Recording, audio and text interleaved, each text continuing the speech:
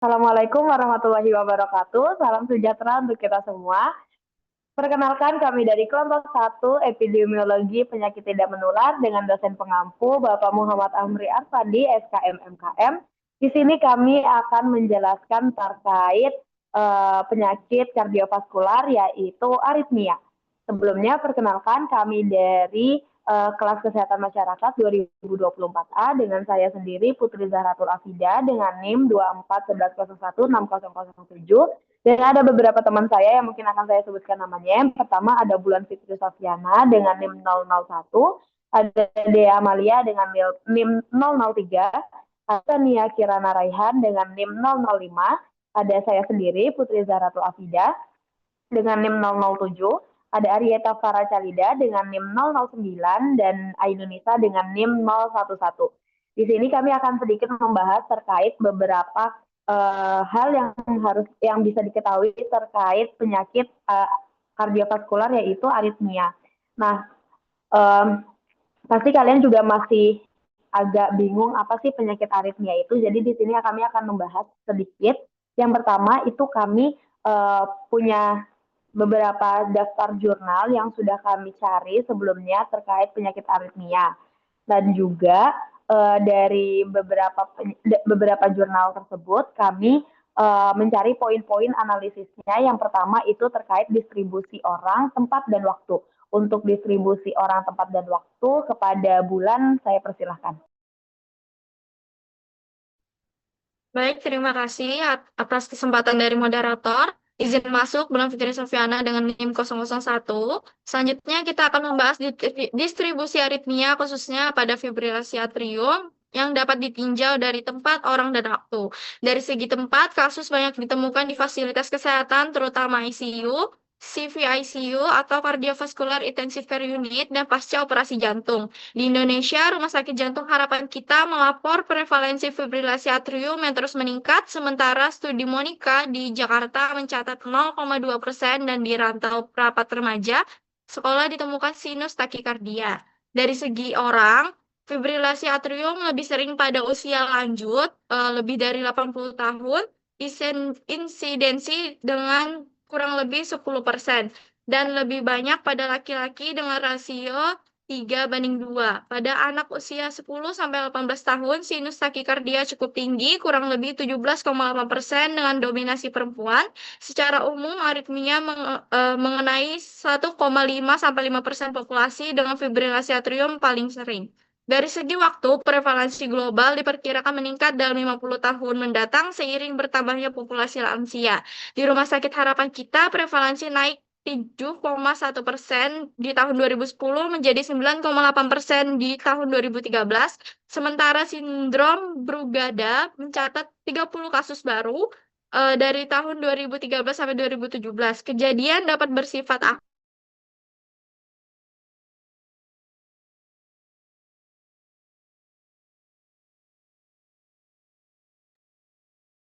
Mungkin bulannya agak ada kendala, jadi mungkin saya jelaskan sedikit terkait distribusi waktu untuk penyakit aritmia ini. Waktu kejadian bisa akut atau onset baru sehingga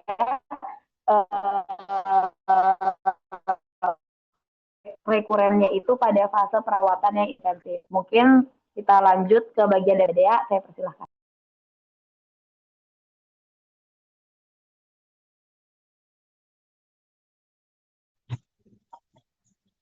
Baik, terima kasih moderator. Izin masuk. Sebelumnya, perkenalkan nama saya Dea Amalia dengan NIM 2411016003. Di sini saya akan menjelaskan tentang determinan atau penyebab dari aritmia. Yang pertama yaitu gangguan struktur jantung. Jadi kerusakan pada bentuk atau bagian jantung dapat mengganggu irama jantung, misalnya pada penyakit jantung koroner, infrak miokard, gagal jantung, atau kardiomiopati. Perubahan struktur akibat penuaan, fibrosis, gangguan sistem listrik, atau kelainan bawaan juga bisa memicu aritmia. Yang kedua, gangguan listrik atau genetik. Jadi, sistem listrik jantung yang terganggu membuat irama tidak stabil. Contohnya seperti gumpalan darah di atrium atau mutasi gen SCN5A atau disebut juga sebagai sindrom Brugada yang mengacaukan sinyal listrik. Gangguan ini bisa menimbulkan aritmia ventrikel serius. Yang ketiga yaitu gangguan metabolik dan elektrolit. Jadi ketidakseimbangan elektrolit seperti kalium, magnesium, dan kalsium atau kondisi metabolik seperti hipoksia, hiperkapnia, dan hipervolemia dapat mengganggu kontraksi jantung sehingga aritmia muncul. Next. Kemudian yang keempat, gangguan hormon. Jadi kadar hormon tiroid yang tinggi atau disebut juga sebagai hipertiroidisme mempercepat dan mengacaukan irama jantung karena hormon mempengaruhi metabolisme dan kerja jantung. Kemudian yang kelima, faktor klinis dan perioperatif. Jadi kondisi tubuh seperti demam, nyeri, kecemasan, anemia, atau peradangan dapat membuat jantung bekerja lebih keras setelah operasi atau perioperatif, risiko aritmia meningkat akibat stres atau trauma pada jantung. Kemudian yang keenam, obat-obatan dan zat. Jadi beberapa obat contohnya seperti antiemetik, antibiotik, dan antipsikotik dapat memanjangkan interval QT dan menyebabkan aritmia. Selain itu seperti alkohol, narkoba, kafein, dan nikotin juga dapat mempengaruhi sistem listrik jantung. Yang terakhir yaitu faktor gaya hidup. Jadi, stres berkepanjangan, olahraga berlebihan, konsumsi alkohol atau kafein yang tinggi dapat memicu jantung berdebar-debar dan irama tidak teratur. Baik, terima kasih Dea. Selanjutnya terkait patogenesis penyakit aritmia yang akan dijelaskan oleh Titania. Kepada Titania, saya persilakan. Baik, terima kasih moderator. Sebelumnya, perkenalkan saya Titania Kirana Raihan dengan NIM 2411016005. Di sini saya akan menjelaskan bagaimana patogenesis aritmia ini sendiri. Jadi patogenesis ini kita ingin tahu gimana cara aritmia ini berkembang dalam tubuh. Di sini bisa dilihat bagannya atau alurnya. Jadi aritmia ini pada dasarnya terjadi karena gangguan pada sistem listrik jantung. Nah, pertama di sini ada gangguan pembentukan impuls listrik. Normalnya impuls listrik jantung ini terbentuk di pusat alami jantung yang disebut nodus SA atau sinus node, semacam mesin pacu alami jantung. Tapi kadang impuls terbentuk di tempat lain sehingga ritme itu jadi kacau. Nah, contohnya pada fibrilasi atrium, ruang serambi jantung itu hanya bergetar tapi tidak memompa darah dengan efektif. Nah, yang kedua, ada gangguan konduksi impuls. Misalnya, sirkuit re-entry. Sirkuit re-entry ini seperti arus listrik yang berputar-putar di dalam jantung, sehingga memicu detak yang terlalu cepat. Nah, kondisi ini bisa menimbulkan takikardia, yaitu tadi detak jantung lebih dari 100 kali per menit. Nah, jika terjadi di bilik jantung, namanya itu takikardia ventrikular, dan bisa sangat berbahaya. Nah, yang ketiga, yang ketiga itu ada disfungsi nodus sinus atau jalur AVI. Nodus AVI adalah pusat penghubung, Nodus AVI ini adalah pusat yang sebagai penghubung listrik antara serambi dan bilik jantung. Kalau bagian ini rusak atau melambat, jantung itu bisa berdetak terlalu pelan, disebut bradikardia atau bahkan berhenti sebentar-sebentar, yang dikenal dengan blok jantung.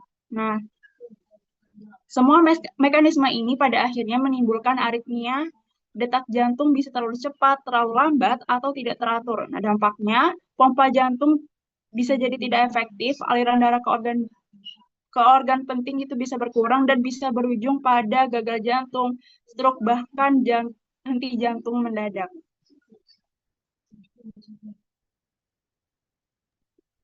Baik, terima kasih Tita. Selanjutnya gejala klinis dari penyakit aritmia yang akan saya jelaskan sendiri. Jadi ada beberapa gejala klinis yang dihadapi pasien ketika mengalami penyakit aritmia. Yang pertama itu detak jantung terasa lebih cepat, bahkan terkadang lambat atau tidak teratur. Yang kedua itu berdebar-debar jantungnya atau biasa disebut palpitasi. Yang ketiga itu ada sesak napas. Yang keempat itu ada pusing dan melayang. Yang kelima itu kelelahan. Yang keenam nyeri dada bahkan sampai pingsan atau sinskop. Yang ketujuh mudah lelah, intoleransi aktivitas fisik. Yang kedelapan pada pemeriksaan nadi irreguler itu detak jantungnya cepat sekitar 110 sampai 140 kali per menit dan bisa ditemukan tanda gagal jantung seperti ronki paru, edema, hingga hepatomegali. Dan yang terakhir itu pada kasus berat, gejalanya itu dapat menyebabkan sudden cardiac death atau kematian mendadak. Selanjutnya, untuk faktor risiko aritmia akan dijelaskan oleh Arieta. Kepada Arieta, saya persilahkan. Oke, terima kasih moderator. Sebelumnya perkenalkan, saya Arieta Farasalida dengan NIM 009. Jadi faktor risiko aritmia itu yang pertama ada usia lanjut atau usia yang di atas kurang lebih 80 tahun, yang merupakan faktor risiko yang independen. Jadi prevalensi fibrilasi atrium akan meningkat seiring usia karena degenerasi sistem konduksi pada jantung dan peningkatan fibrosis atrium. Kemudian faktor yang kedua ada penyakit jantung struktural atau kardiomiopati dilatasi dan kardiomiopati iskemik, yaitu melemahnya otot jantung dapat menyebabkan remodeling jantung sehingga dapat mengganggu konduksi listrik serta dapat meningkatkan risiko aritmia ventrikel. Kemudian faktor yang ketiga itu ada penyakit katup atau stenosis mitral. Stenosis mitral ini menyebabkan dilatasi atrium kiri sehingga memicu FA dan meningkatkan risiko stroke iskemik 5 kali lebih banyak dibanding orang tanpa FA. Kemudian faktor yang keempat ada riwayat genetik yaitu atau mutasi SCN5A. Jadi ini itu dapat menyebabkan gangguan pada kanal natrium sehingga menyebabkan kelainan repolarisasi. Kemudian yang kelima ada mempunyai riwayat stroke atau penyakit arteri perifer.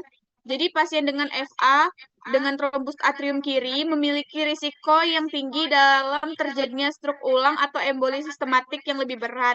Kemudian faktor berikutnya ada penyakit jantung iskemik, gagal jantung, hipertensi, diabetes mellitus, penyakit tiroid, penyakit paru kronik.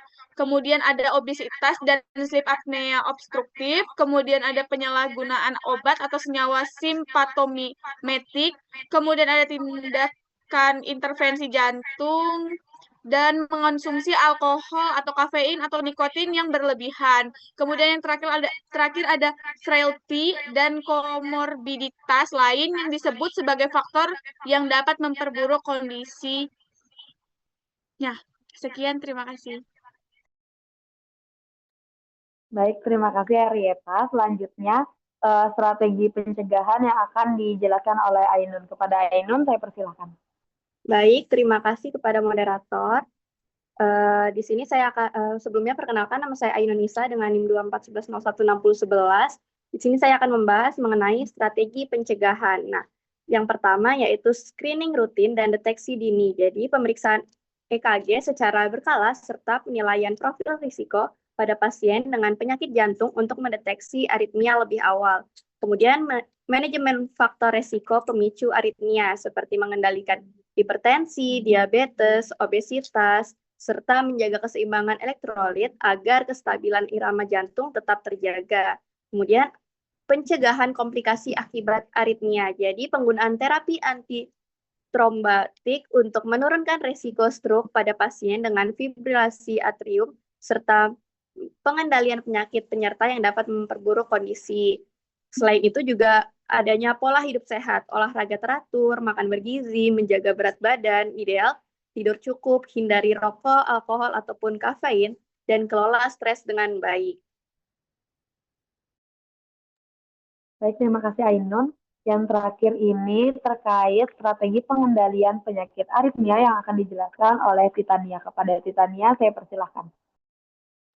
Oke, ini strategi pengendalian Strategi pengendalian ini yang kami dapatkan dari hasil sintesis jurnal atau artikel yang sudah kami telaah.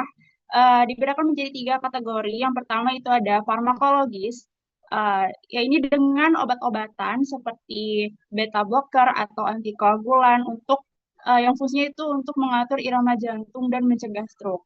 Yang kedua itu ada non farmakologis. Misalnya itu melalui defibrilasi, ablasi, atau pemasangan alat pacu jantung. Nah, yang ketiga itu dengan pengawasan ketat menggunakan EKG supaya aritmia ini bisa terdeteksi lebih awal dan dipantau terus-menerus. Baik, terima kasih Pita. Mungkin itu beberapa penjelasan terkait penyakit aritmia yang merupakan salah satu penyakit kardiovaskular dan beberapa sumber yang kami dapat dari jurnal yang kami temui.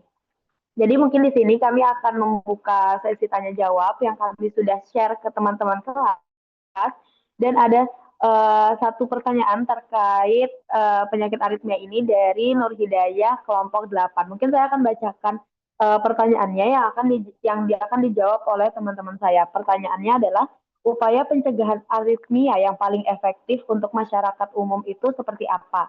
Apakah cukup dengan pola hidup sehat atau perlu melakukan?